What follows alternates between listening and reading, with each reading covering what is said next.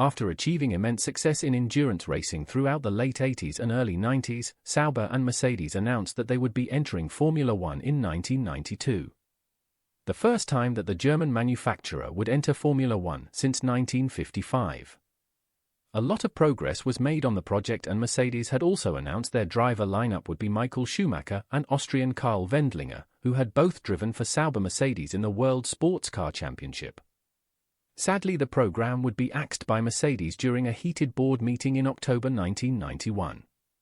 With the World Sports Car program also scrapped, Mercedes offered a deal to Sauber where the Swiss constructor could start building road cars under the Silver Arrows banner.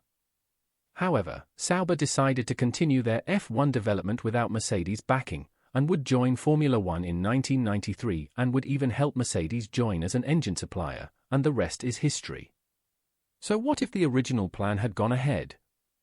How would a Mercedes F1 team have done in the 1990s, and what would the decade have looked like with Mercedes as a constructor?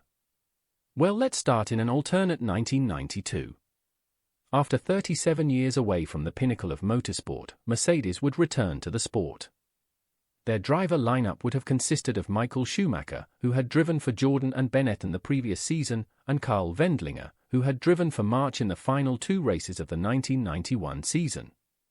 Now this raises two questions about this new 1992 season. Who would have taken the now vacated seats at Benetton and March in place of Schumacher and Wendlinger?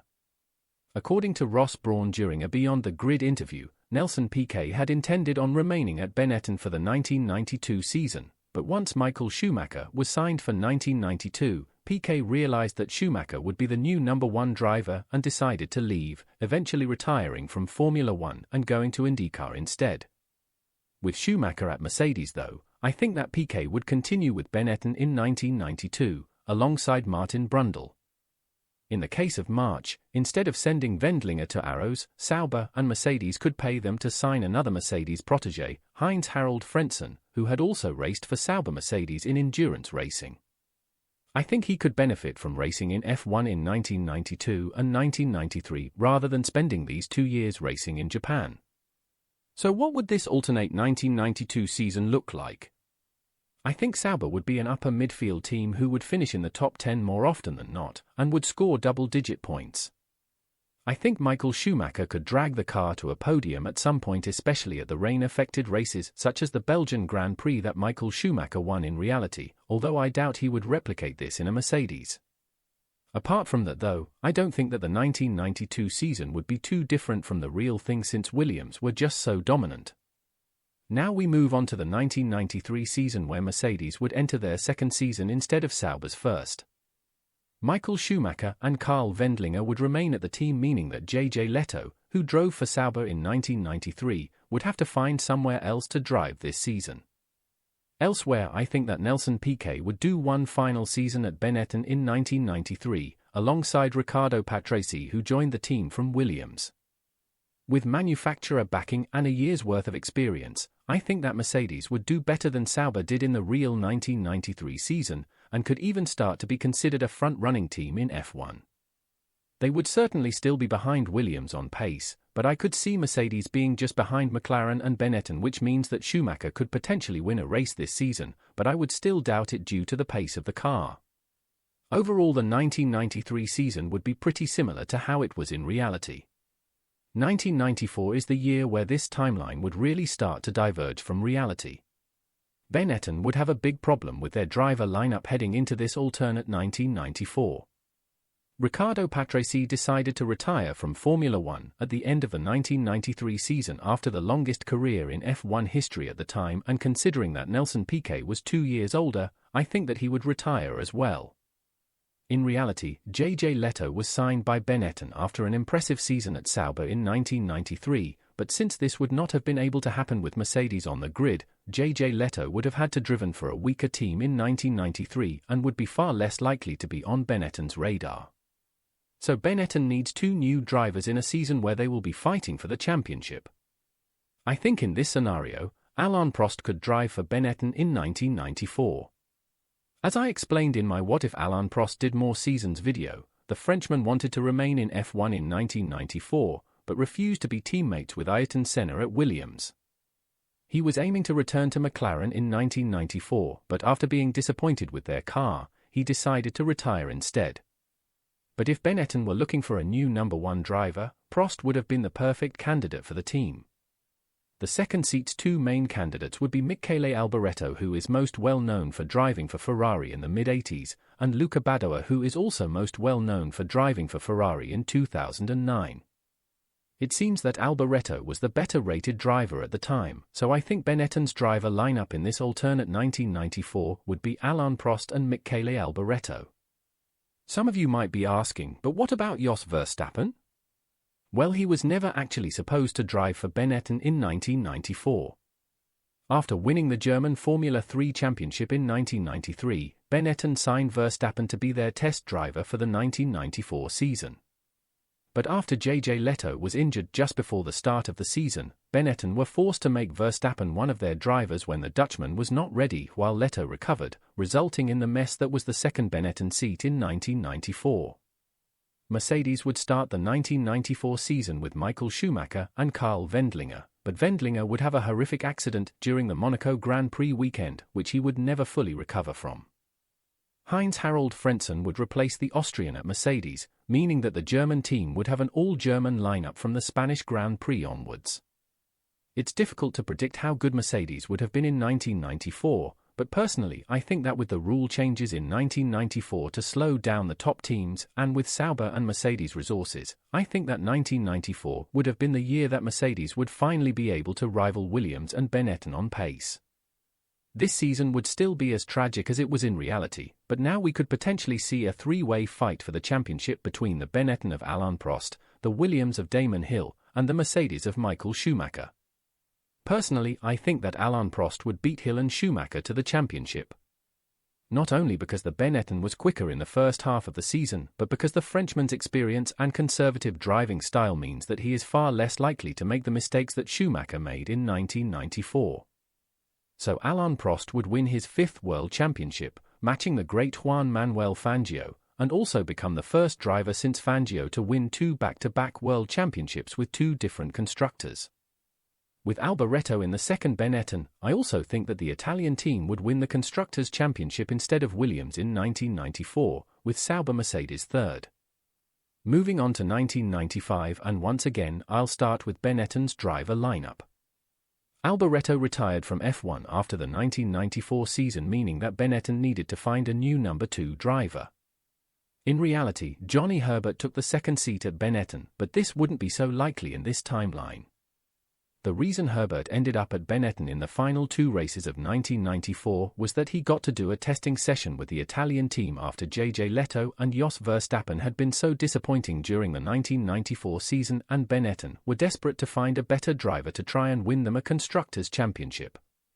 But this test session would never happen with Alboreto at Benetton, which would have massively lowered the Brits' chances of driving for Benetton, especially when you consider that Johnny Herbert didn't get along with team boss Flavio Briatore after they fell out during the 1989 season, when Herbert previously drove for Benetton.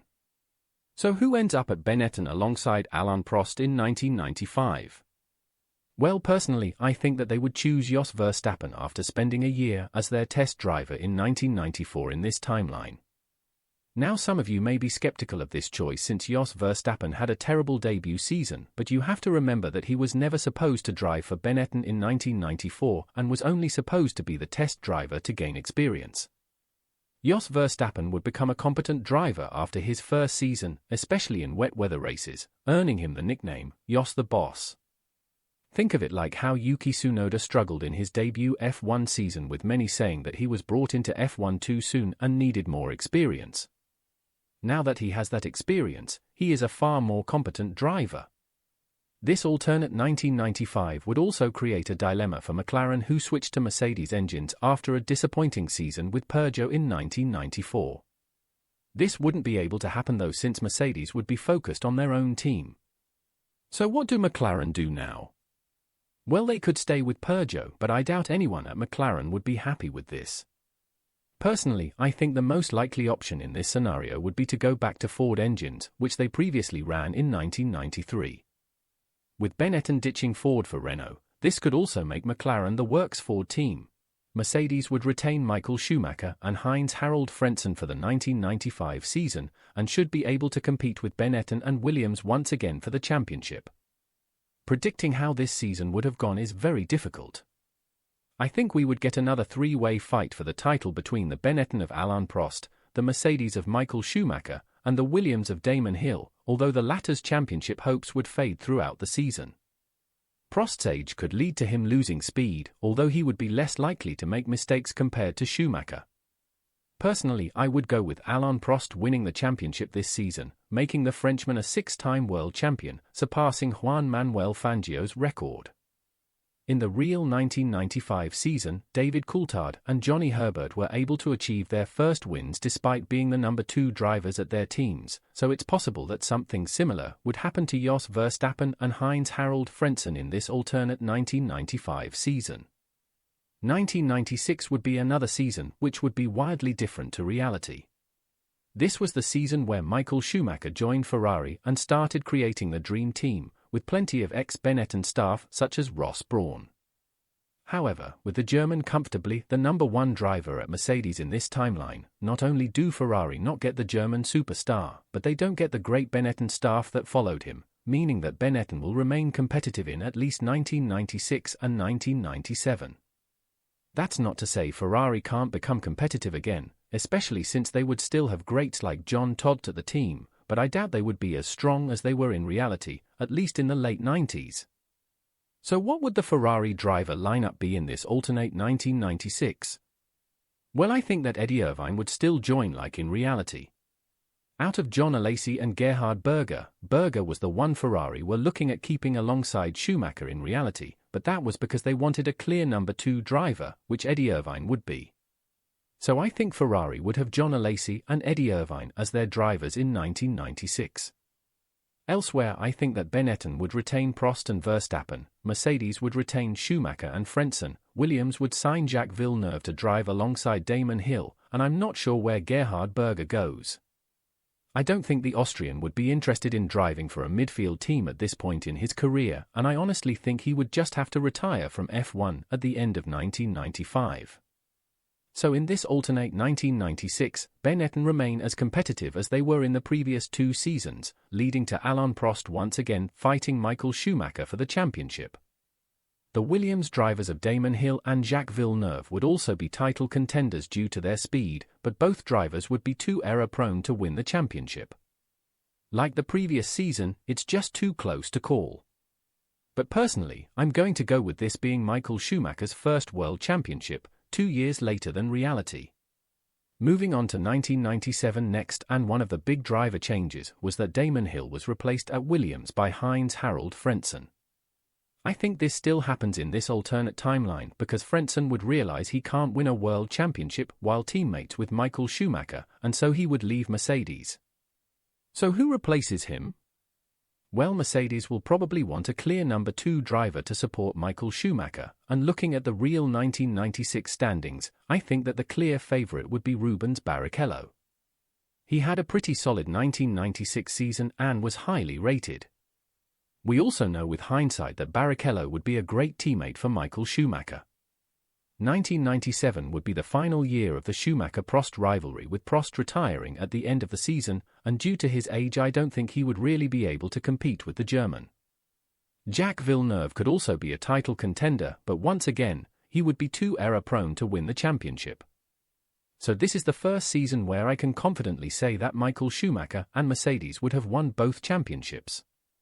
The 1998 season would see the introduction of new regulations, which would allow McLaren to become a front-running team again, with their first Adrian Newey-designed car, allowing Mika Hakkinen to fight for the championship. Part of me wonders if they would have had a different livery in this timeline, otherwise, they're going to look very similar to Mercedes. Since they would be the works Ford team in this timeline, maybe McLaren could have a blue and white livery to stand out, maybe something like Ford's World Rally team. I don't think Alain Prost would have continued in F1 after 1997 due to his age. So who would partner Jos Verstappen at Benetton in 1998? Maybe he could be replaced by John Alesi, who I imagine would have fallen out with Ferrari by now. So in this alternate 1998, we now have the Mercedes Sauber of Michael Schumacher fighting the McLaren Ford of Mika Häkkinen. In the real world, the McLaren was the faster car, but the Ferrari was more reliable. Personally, I think that Mercedes would have the speed of McLaren but be much more reliable, leading to Michael Schumacher winning his third consecutive world championship for Mercedes, with Häkkinen having to settle for second. Next up is the 1999 season. Mercedes would retain Schumacher and Barrichello, but I could see McLaren having a driver change. For 1999, Villeneuve had the choice of joining either McLaren or the new BAR team, and went with the latter since they offered him so much money so that they could have a world champion at their team. However, in this alternate timeline, Villeneuve is not a world champion, and I doubt BAR would offer the Canadian such a good deal. So in this timeline, Jacques Villeneuve would join Mika Häkkinen at McLaren Ford, replacing David Coulthard. At BAR, if they didn't sign Villeneuve, it looks like they would have signed American Jimmy Vasser, who won the 1996 IndyCar Championship. The most important change in 1999 is that Michael Schumacher wouldn't break his leg at the British Grand Prix, which was caused by a rear brake failure on a Ferrari.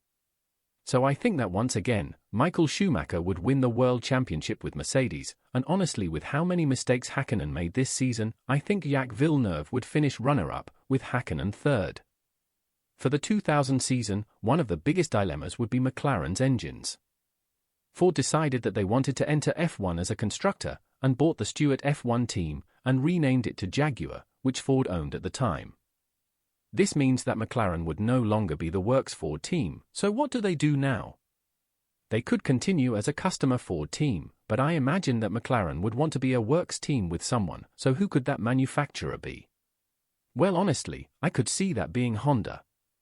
The Japanese manufacturer had been represented by Mugen since 1993, but Honda returned to F1 properly in 2000, supplying BAR, but in this alternate timeline I could see McLaren striking a deal with the Japanese manufacturer, leading to the return of McLaren Honda in 2000.